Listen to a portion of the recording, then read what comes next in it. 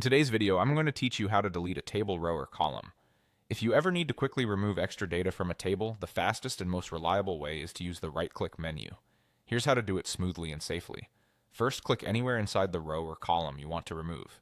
Make sure your cursor is actually within the table and not just near it. Most apps will highlight the row or column you're in, which is a good visual confirmation that you're targeting the right place. Now open the context menu by right-clicking.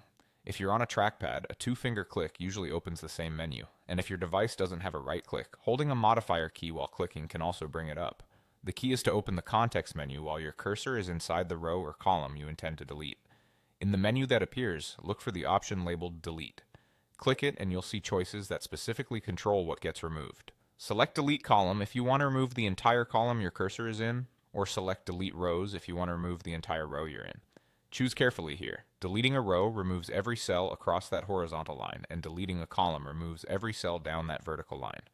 This action clears all the data in that selection, so it's worth pausing for a second to confirm you've picked the correct one.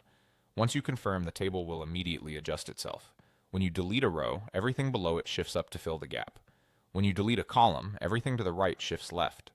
That automatic reshaping helps keep your table tidy and consistent.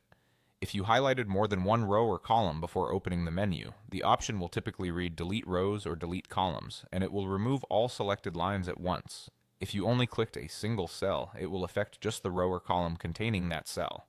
A quick tip to stay safe: take a moment to scan the headers or labels before you delete, especially in larger tables. Removing the wrong column can hide important values.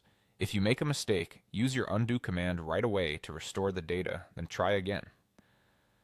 And that's it. Click in the target area, right-click, choose Delete, then pick Delete Column or Delete Rows. It's fast, precise, and keeps your tables clean with just a couple of clicks.